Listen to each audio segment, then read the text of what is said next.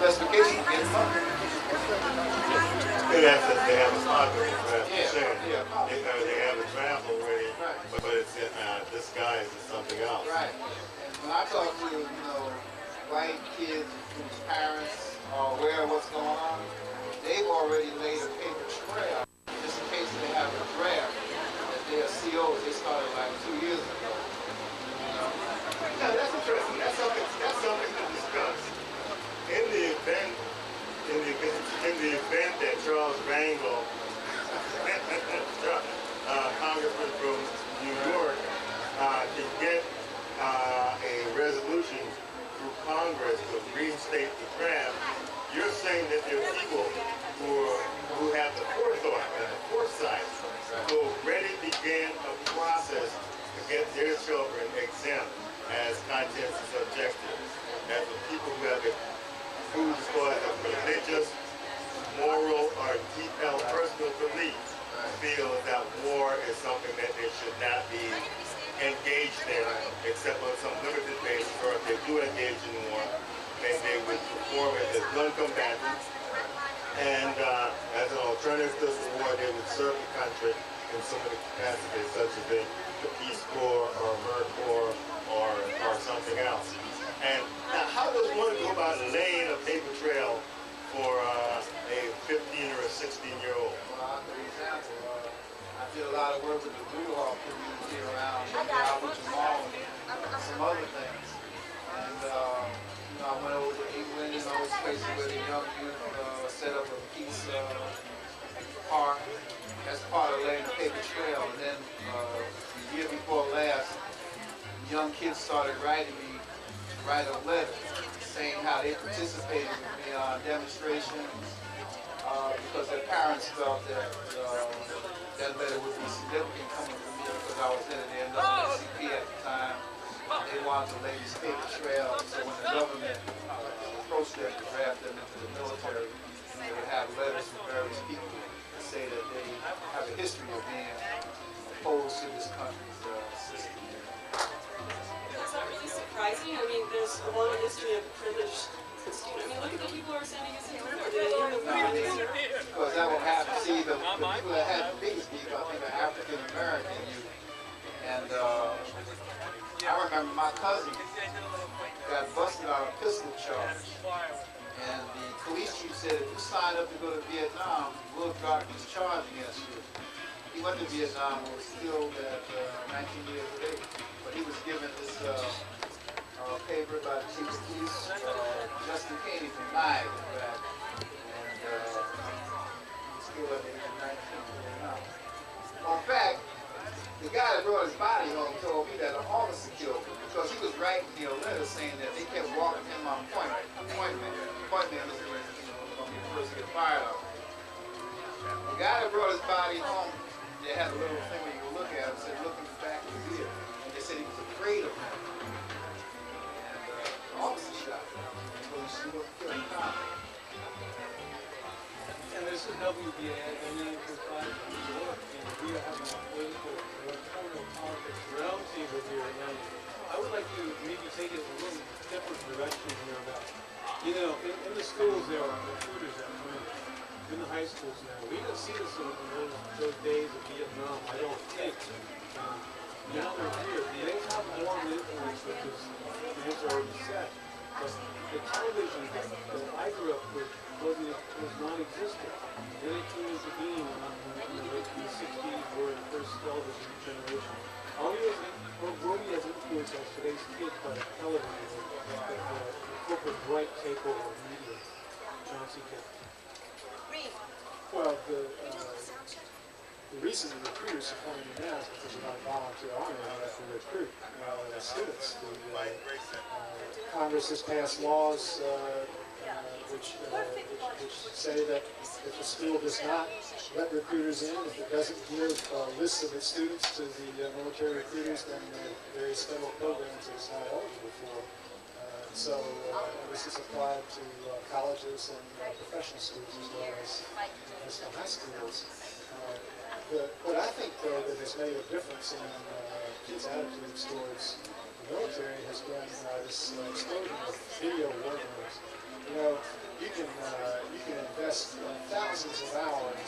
poignant video film that's a war game. It's violent, and you look at it, it's very, very violent. You get your adrenaline up, you get excited about it. And pretty soon you come to think that that's what war is really like. You know, that you're just pushing buttons and you don't see who you kill, or you see them go up in spectacular orange and purple flames. But that's not what war is. Mostly war is being very bored, waiting around for something to happen, and then when it does happen, you're very, very scared. And hope that when you get hit, it's not going to hurt too much. So that's not what a video game's like. But I think that's been a big influence on kids' attitude towards military service. Or people. Yeah, I know I have a little experience with seeing some of these recruiters in schools, and it's horrific because they go into the schools and are seen as saviors and as heroes, and they are dressed in their crisp uniforms, and they do an advertising campaign on how wonderful it would be to be in the military, whether the country is at war or not at war. This is what it means to be an American. If you're really an American, what you should do is sign up and join in the military, because then you will be leading a just life. So not only can you immediately get a job, immediately get some help with your higher education, but in the process, the message that you're being given is that you will be leading a good and just life by joining the military. That's very difficult for a young person or any person who hasn't really thought deeply on these issues to turn away from. It's a very attractive proposition. And it's one of the things that makes it so difficult is how do you have a counter message of that? This is the government being given access to our students through their military personnel to be able to sell them on joining the military. But if you are, even if you're a high school teacher, you have real limited ability to speak out against that. There should be debate. There should be an ability to educate the students who are hearing this message. But no, instead, they're given free access. And that's, to me, one of the most scary aspects. Yeah, also, I think we had, there were recruiters on the campuses, because I know we had asked for equal time to go on. But the thing, in the 70s, as the war was winding down, and even up and winding down, you had the movement of town, African Black Panther Party, American Indian movement. And I remember brothers writing letters from Vietnam saying they read about us in the New York Times over in Vietnam. So what you saw was a whole change in the military attitude. Like, let me tell you, I was extended when I was in the military. And for me to be extended 3 months, man, you know what it did to my morale? Now, you talking about guys getting extended 18 months, a year, going from Korea to Afghanistan, and these guys, like Rumsfeld, so say morale is high. So I think, we as activists have to educate, because that's what I think turned, the whole Vietnam thing around. I think that's what's going to do this, but we have to fight to get our minds on campus, to give another side of what's going on. Right now, we don't have it. When this section of our political roundtable down, and we're going to do the final version of the Green Party of West China, who's actually the chair, right? Yeah, I'm the chairperson of the Westchester Green Party. And I just want to remind people out there that the Green Party has been and continues to be the party of peace. When we don't have the Republican Party or the Democratic Party able or willing to stand up and talk about peace, the Green Party has been the party to do that. So in addition to being the environmental party, in addition to being the party that does not support this corporate-controlled political system, we are the party of peace. And we ask that you join with us. Thank you. And I would like to also ask the last word from Junior Ortiz. This all affects the youth in our country. You're that youth that we talk about. You're that future. What would this last final word? I think that, and for a lot of my friends especially, the war has brought a much clearer focus into the direct applicability of political engagement into our everyday lives, because me and most of my friends have someone who was in the reserves to pay for college, and now they're in Iraq getting shot at. and that makes it a lot more real and relevant, and I hope that, if nothing else, this will perhaps create more political engagement in the people of my generation. Okay, thank you, Julia Ortiz. And John Sequin, any final words? This is Ben Chitty from Veterans for Peace. One final word. We have a website, www.veteransforpeace.org. You can go on there and find the local contacts. We have a number of local contacts in the Hudson Valley. We're particularly interested in having an initiative to recruit veterans coming back from Iraq and Afghanistan. So if you have somebody in your family coming back from those wars and they're interested in talking with people about what they do now that they've been in a war, they should give us a shout and we'll talk to them. Great, thank you, Mr. Chitty, for joining us here today on WBAI. Don DeBoer. Hey, well, that was some discussion, and you're not going to hear that anywhere else but here on WBAI. Listener supported. Hello out there, listener. You listeners support us. And we're at the Clearwater Festival, Walking Trail Conference in New York. This is BAI 99.5, providing coverage from, as I say, gale to gale. What we're going to do now, let's go to some music. Do some music. Then we're going to come back live with Sonia. And it's, what time in the world is it now, folks? If you're listening, it's 2:08, still got time to get on that train and come on up the river and hang out with tea and company. Yeah, and this is also happening tomorrow, too. So we have Don DeBar, Errol Maitland, Reem Kakuda, Grayson Challenger. I saw Mimi Rosenberg floating around. And Mahima Sek, a bunch of people. And also today we are having an appendage, which is folks from DC, the DC Radio Co-op, that came and are willing to help out BAI from the grassroots, people that have trained in the last year in the Drake, Dolores Bernal. I also want to bring that idea that it's really good that I want to bring this idea on. That it's really important that as producers, we always try to pass the baton and bring more of the young people, and that's pretty much what we're trying to do in DC, and I know with Rise Up, Doug is going to try to come tomorrow, and Aroni is hoping to be able to come today. Well, we have Fred Nguyen back there talking about Vietnam. He's just laying in the cut, and he's here from New Jersey to help out. But here at Clearwater, we've always had a history of people from DC coming up. Remember the first year we were here, DC in the media was here in numbers helping and supporting to make this broadcast possible. So hey, if DC's in the house, you can also be here too. And thank you all. Basically, we're the New York Restoration Project, and what we do is we restore open spaces and green spaces in New York City, and we do a lot of educational programs with kids through the schools, with community gardens, and then we also do a boating program. So this white hole over here is one that kids at 5 different middle schools built over a period of about 8 months. And then a new project that we're working on right now is the boathouse. I don't know if you're familiar with the city very much, but actually up at the tip of the island in Manhattan is Washington Heights area, and this boathouse was just floated down the Harlem River a few days ago, and it's moored at Swindler Cove, which is the park up there at the tip of the island. So we're going to be doing boating programs with the kids out of the boathouse. I think it's 750. So, It's the first boathouse on the Harlem in 100 years. Wow. So, yeah. Are And you it's from New York, handicap or are you? Yeah, I'm from right here.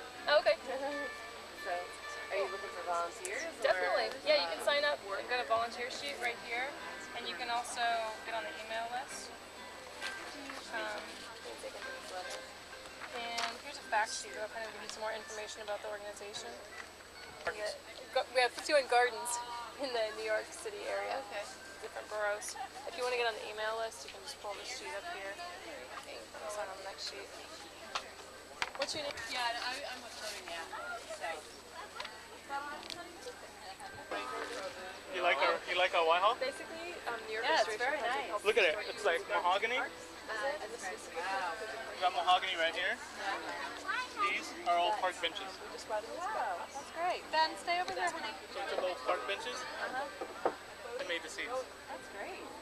Beautiful. We had 5 groups that were school We're putting it on the water tomorrow.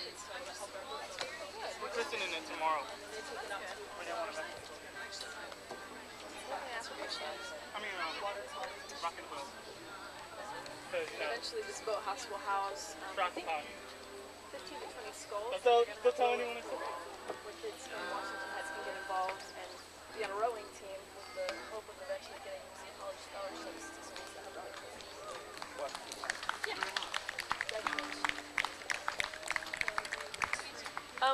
You can volunteer and help. Volunteers in the program, all kinds of ways to help. And then are there chances for adults to use the boats? We'll eventually have adult rowing, crew rowing. Crew. Yeah, crew. Well, the big long skulls. Yeah. Who do you get in touch with about that? Jane Jackson at the Restoration Project, 212-333-2552. Terrific. We have a whole bunch of pamphlets of it. Thanks. Thank you. Well, we started our boating program with local school kids about a year ago, and they build white holes from scratch. We have a boat builder that works with them, and then for this particular boat, we've had kids from 5 different schools working on it for the past 8 months. Oh, that's and great. one really cool thing about it is that they used, for the wood on the inside, they used recycled park benches. Recycled park benches. That's terrific. Yeah. And it What turned a out great really idea. beautifully. It's so beautiful. Let me take a close look.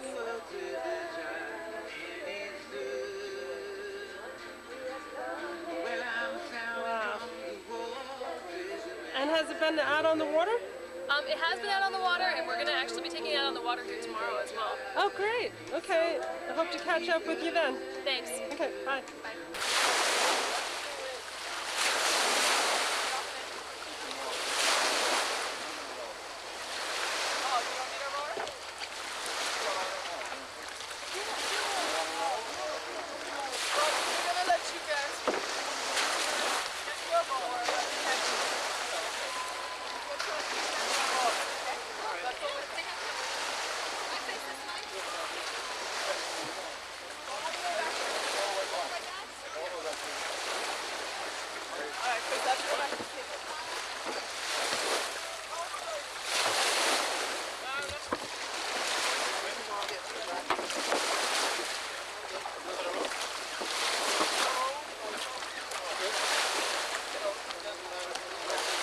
You want to go out?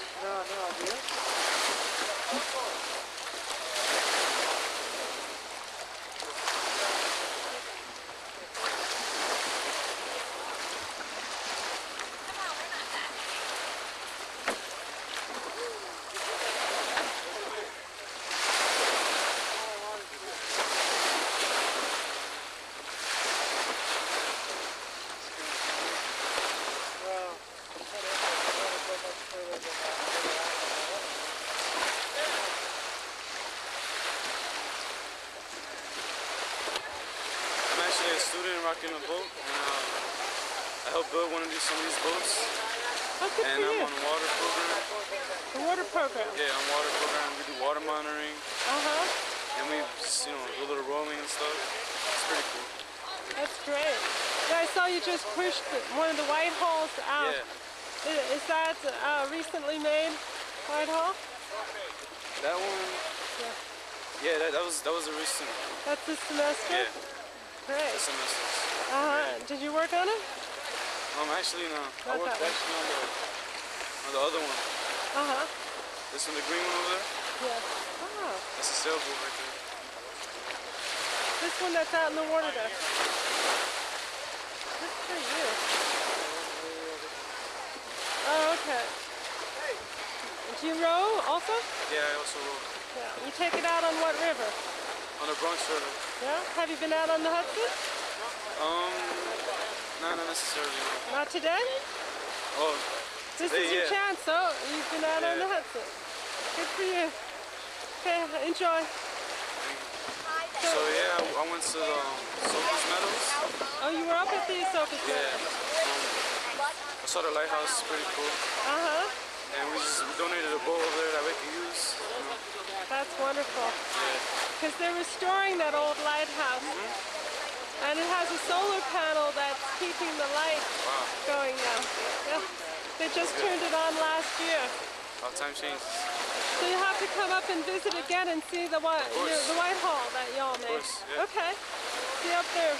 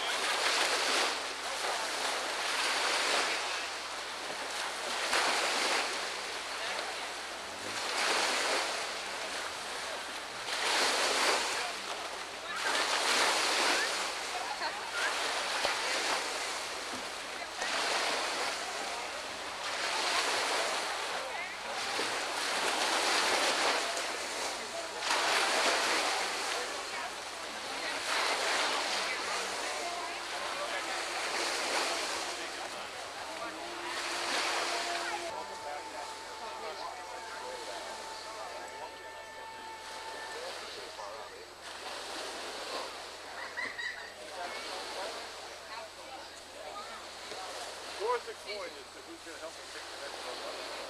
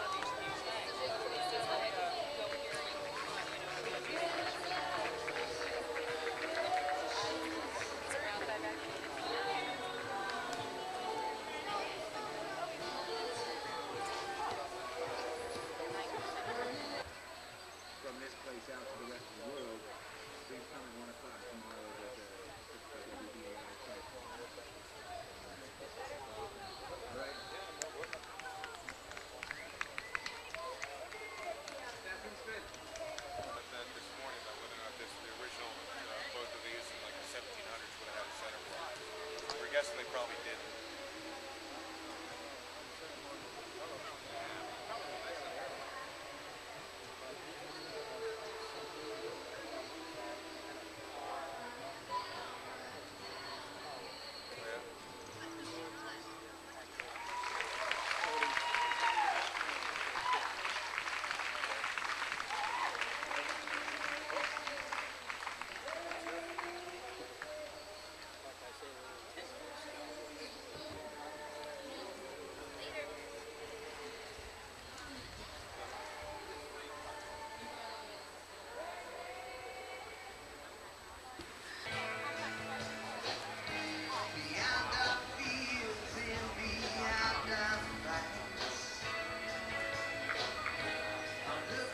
Alright, so it's like a whole...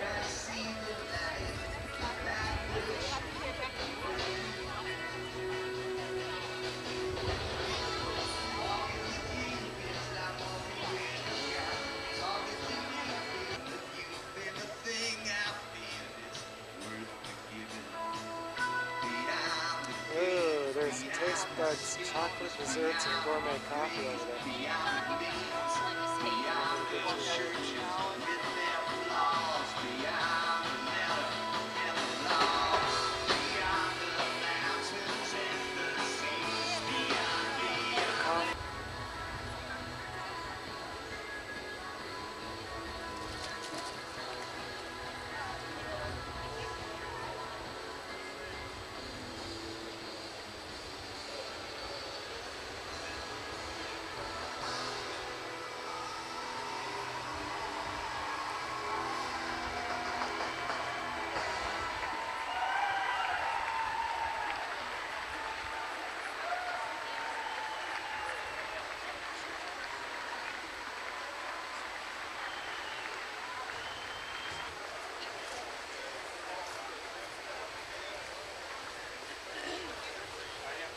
Okay, why is this $9.99 and this is $8.75? You know, go by that price. I don't want to go home. We had a good time with you guys. We didn't know there were so many rowdy people in this neighborhood. Man, we were getting ready to move now. I'm not sure we're going to move. Yeah, we played this on the main stage. We like to be simple and repeat ourselves. And since you guys were totally nutty, this is dedicated to the child in you. Thanks for being childlike. Thanks for being crazy. Thanks for jumping around even when they weren't dance songs. This one, this is my mother's favorite song. She thought this was a mummer's tune. My dad was a mummer. My grandfather was a mummer. Goes back and back. The original job of those fellas was to chase away all the evil spirits like at the beginning of the year. They'd come around and play music and bang on pots and pans and dress up in stupid hats and costumes and stuff. And they try to chase away all the bad stuff so you could have a new beginning. I feel like you guys gave us a new beginning by yelling so damn loud. That was awesome. So I hope this song gives you a new beginning, chases away everything bad, lets you have a new start. The rest of your life can be awesome. You can attain your Buddhahood and kick the ass of all the problems in the world. This song's called Alice in Space.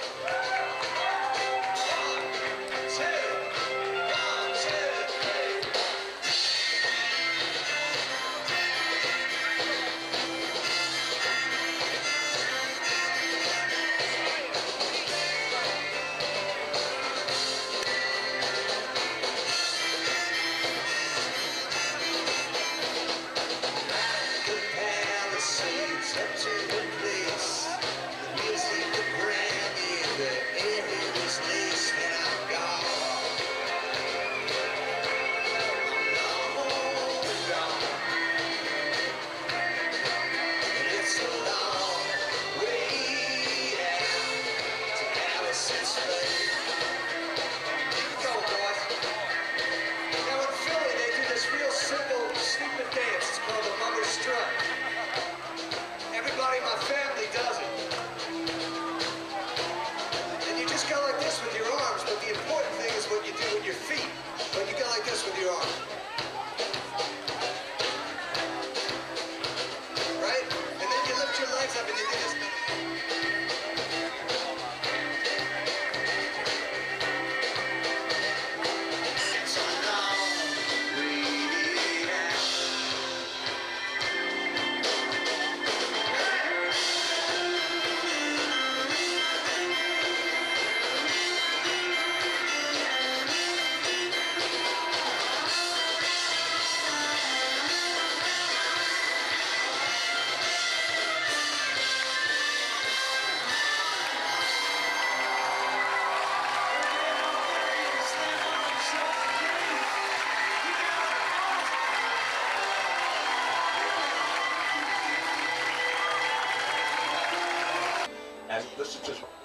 economically competitive with coal, at least when coal is properly scrubbed and cleaned.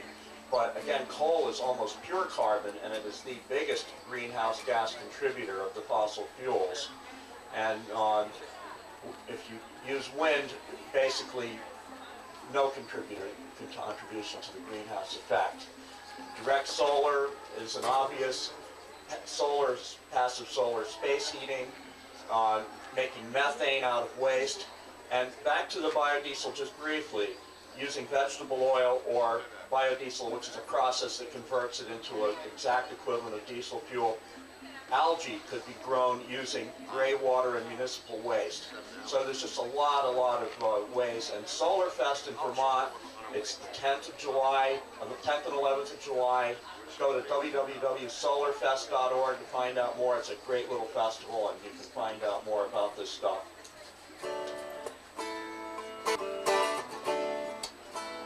For 11,000 years, ancient ice and snow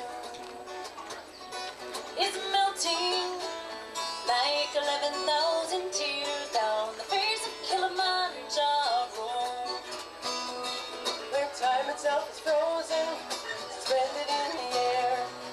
Now the water flows on Kilimanjaro, damaging the essence of our atmosphere, threatens our existence. Kilimanjaro, oh, oh, Kilimanjaro, oh, oh, Kilimanjaro, oh, oh, Kilimanjaro, oh, oh, Kilimanjaro, where the ocean meets the rivers and the bays, wash their waters rise, reclaiming what were dry lands yesterday, right before our eyes. From Tuvalu to Tonga, shores of New Orleans, Venice to Jamaica, Kilimanjaro, from the South Pacific Ocean to the Gulf of Mexico, running from the tears of Kilimanjaro. Oh, oh, Kilimanjaro. Oh, oh, Kilimanjaro. Oh, oh, Kilimanjaro. Oh, oh, Kilimanjaro. What will be in 11,000 years? Will we be at all? Will humans have realized our fears, or will we this all? We have burned our image on the open sky, squandering our privilege. Kilimanjaro, glacial ice is falling, corporations lie, covering and stalling. Kilimanjaro, but we have seen you crying. We can finally hear what we've been denying. Kilimanjaro, we can stop the burning, we can stop the tears. We are finally learning, we are finally learning, we are finally learning. Oh, oh, Kilimanjaro. Oh, oh, Kilimanjaro. Oh, oh, Kilimanjaro. Oh, oh, Kilimanjaro.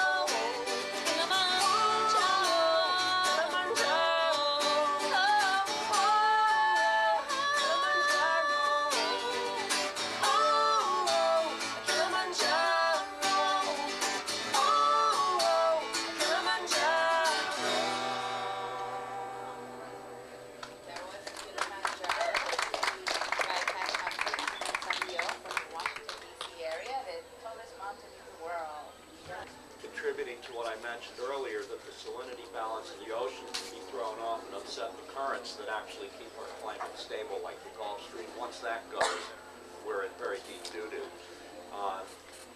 But what can people do about this? You know, there's a major dilemma now. You know, we got to get rid of Bush. Almost everyone with any sense agrees about that. But why do we have such a dismal choice? because it seems like, in my personal opinion, we should all be registering green, even though many of us may have to vote for the Democrat to make sure we get rid of Bush. And because there's a perception out there that somehow these guys all have to play to the corporate middle, and the 50% of us that don't even vote, once again, have no voice. So we need to really consider a lot of people, even on the left, when we look at the Iraq War, which most of us agree it was at least mostly or partly about oil. Well, what could we do with that money? And there's a traditional laundry list of very valid things and very worthwhile things we could do with the money. Converting to solar and renewable energy is something that I think a lot of people on the left need to be more up to speed about. An excellent source for that, by the way, is www.homepower.com, an alternate energy magazine published online. If we were to take the money spent so far in the Iraq War, say $200 billion, we could put in enough wind capacity, windmills, state-of-the-art windmills, such as the Danes are making, to provide all the residential electricity in the U.S. And when you figure 3 kilowatt hours of oil or coal are burnt for 1 kilowatt hour of electricity, that is a lot of oil. That is a lot of oil. And when you figure what we really pay in military, not even mentioning the cost of human lives for oil, this is something that should really be a little higher on our radar screen. And I think the Greens are the only ones that address this. And even every Green needs to be scrutinized. There are a few that, anyhow. But we need to learn more about renewable energy. It's much more of a key to all of this. For instance, if everybody just switched to a compact fluorescent light bulb, uses 1/4 the energy, generates about 1/8 the amount of heat. I mean, there's just we can go on and on about this. Clearwater is calling for New York State to have 25% of its energy from renewables in the next 10 years. We need to get behind things like this and learn more. Yes, definitely. And my name is Dolores Bernal, and we're broadcasting live from Clearwater Festival here in Croton-on-the-Hudson. And here with me now, it's the Next Generation Youth in Action. They're an environmental group that is trying to get the youth involved in taking action and preserving our environment. What is your name, and tell us why you're here? Hi, I'm the former president, Ava Brill, and I'm here because I show my support for Clearwater. So I've been here 3 years so far, and I wanted to show my support for Youth in Action, so I decided to get on the air. And just going off what he was saying, and tying it to the youth, a big problem that we seem to be having as youth is the fact that there isn't a party that can really accommodate to our needs a lot of the time. And turning 18 and being able to vote is a big issue right now because so many people aren't voting and so many kids don't even know who to vote for or which is the correct vote, or there's no person that it's either do you want the puppet on the left or do you want the puppet on the right? So it's a big dilemma, and that's what we were talking about. The current president, Kate Schuster. Hi, I'm Kate Schuster, and I'm the new president of Youth in Action. And actually, I'm turning 18 for this election, and I've already registered to vote. But as Ava's been saying, there really isn't a clear party that I really believe in. Fortunately, MTV even has been doing a really great job in trying to get the mainstream youth to really try to get them to learn about the issues that are important to youth today. They've really done a lot to talk about John Kerry and about George Bush and gay and lesbian rights and the war in Iraq, to really get lots and lots of youth to register to vote and to be informed about the issues. I think it's great. Yeah, definitely. I think the youth is definitely important, and there's a lot of youth in this festival, a lot of people in their 20s and a lot of teens, and I'm very hopeful that after this festival they'll become more involved in bringing these issues to justice. So, what do you think? What can youth do to be more involved for those who didn't come today? I would say the most important thing is to make people aware of the issues that arise in this world today. Specifically in my generation, there's basically an apathy. No one really knows what's going on. politicians tend to ignore us because we're young. But in truth, eventually we'll be the ones who are carrying the power. And if we're not aware of the issues, there's really nothing we can do. Definitely, definitely. So voting is one thing that you can start doing, right, once you turn 18, and then joining some community organization that is fighting for environmental justice, yes? Well, that's why we had Youth in Action. A big problem in our high school was getting people to actually listen to us. The example of Indian Point, which is so close to our high school, when we used to give out flyers way before 9/11, people would completely ignore it and kind of laugh at, oh, this is some nuclear power plant, how are we going to get alternative sources of energy, we need this power plant. And as soon as September 11th comes around, everyone's in sort of a scare. So it really takes more than a threatening event to get people, we need to have more than a threatening event to get people to learn about the issues and make decisions upon it. Yeah, definitely. And I know that there are a lot of high schools that have environmental programs where you can join. I know over there in DC, I used to be familiar with the Roots and Shoots program that a lot of schools have. And that's a great way for you, if you're still in high school, to become involved and learn more about the issues that affects you and will affect you for a long time. Because if you're 18 right now, I mean, if you live to be 80, my goodness, that's like 60 years. So you're going to be dealing with this problem for a long time. I think a big issue, especially in our high school around Westchester County, we sort of live in this bubble. It's a really nice bubble where everyone is really well off for the most part, and we don't have to worry about anything, and everyone has a car, and it's really nice. But unfortunately, that's not what the rest of the world is like. And I think that's a big problem that I face in my high school, trying to get people to learn about the issues and care about them to some extent, or even just to let me tell them about it. And most of them, they all say, oh, it doesn't care, I don't care about it, it doesn't involve me. And that's a big issue. So again, the whole apathy that goes on is something that you have to try to get the word out there and get people to care.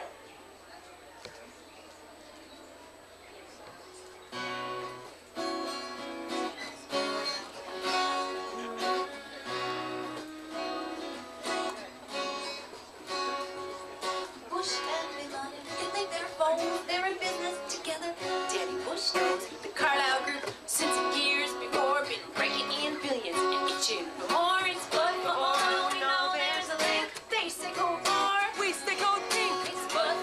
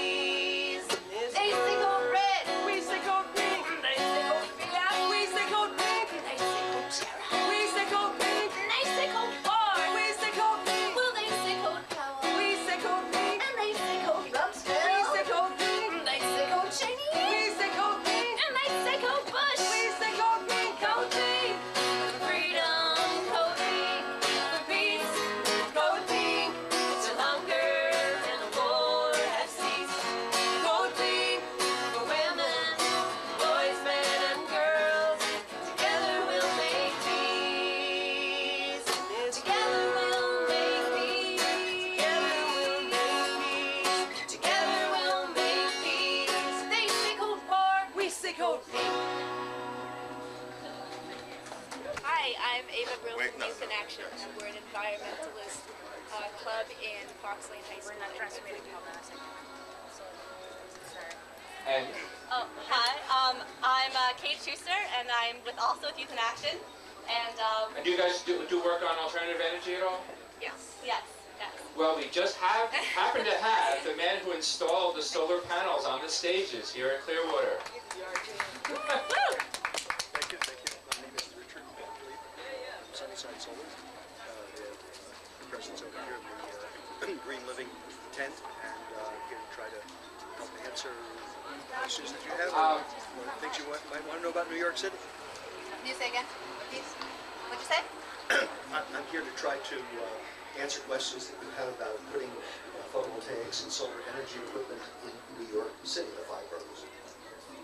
And now, well, let's talk about what you're doing here at the Revival, because it's a environmental festival, and of course, music stages use electricity, and electricity is polluting when they make it, but not here. That is correct. What we're doing here is we're supplying electricity for the sound reinforcement of all the stages made from photovoltaic energy, which is non-polluting. Many years ago, we started this, I think in 1985 or 6. We were asked to provide a little bit of electricity at the Story Point stage, and we provided one tiny photovoltaic panel, one battery, and one inverter. And over the years, because of Pete's interest in this, and the general... Pete Seeger. We increased the stages, and finally Ed Whitkin and I worked together to provide solar electricity for all of the stages. And since that time, all of the stages have been photovoltaically powered or renewable energy powered. We have some stages now that are powered by biodiesel. And how much power do these stages put out? Well, the stages vary in their power consumption due to the size. For example, the dance stage takes a lot of electricity. It's running at about 12 amps AC, 120 volts. It's about 1,400, 1,500 watts. The storytelling stage or some of the smaller stages only take a couple of amps. So the nice thing about photovoltaics is that you can tailor the size of the renewable energy equipment that you need to do the job to the size of the stage. One interesting thing that's happened since we got started here is that Jeff Wolf of Global Options put up a very, very large array. Because we have net metering in New York State, what he did was he put this photovoltaic array up about a week in advance. And he's been building up equity by pumping... That's right. He's been pumping electrical energy into the grid, against which we are now drawing to power some of the equipment. Okay, now you just said net metering. What's net metering? Well, net metering has to do with exchanging, kilowatt hours with the electric company at retail. That is, you buy from them at 15 cents a kilowatt hour, and if you sell back to them through net metering, the photovoltaic systems integrate with the grid. If you sell back to them, they buy it back basically. In other words, if you have a solar array on your house and you're making more electricity with that solar array than you're using, the extra energy goes back to Con Edison and they pay you for it. That's correct. It never really gets back to the Con Edison manufacturing. Thank you. Manufacturing plant. What happens is it goes out onto the grid, and probably your next door neighbor absorbs it. But essentially, they're buying it back. Right. So you're making money off the sun while you're at work, doing your thing, or on vacation, right? Your place is making money. The meter will actually come to a standstill if you go backwards. That is so cool. My name is Lindsay Bland, and I have a question for you. Sure. How much of New York uses solar power?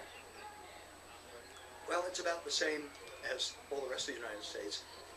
Unfortunately, it's probably less than 1% now. That's mainly because the photovoltaics has just sort of begun to take off in places like Germany and France and the Netherlands and Denmark.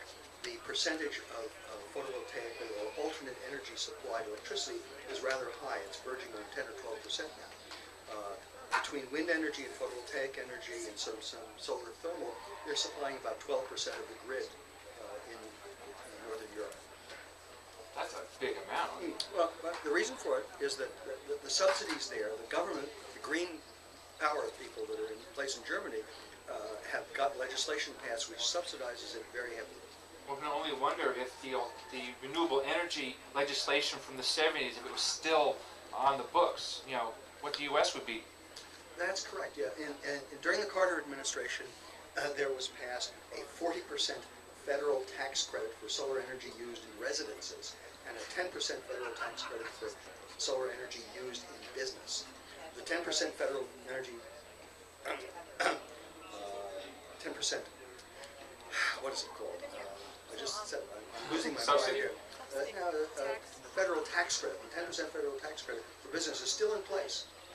However, the 40% tax credit, which drove the solar hot water industry, disappeared.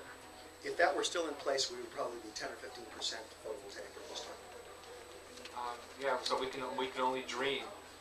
What these kids would have been having, you know, much cleaner air, cleaner water, everything.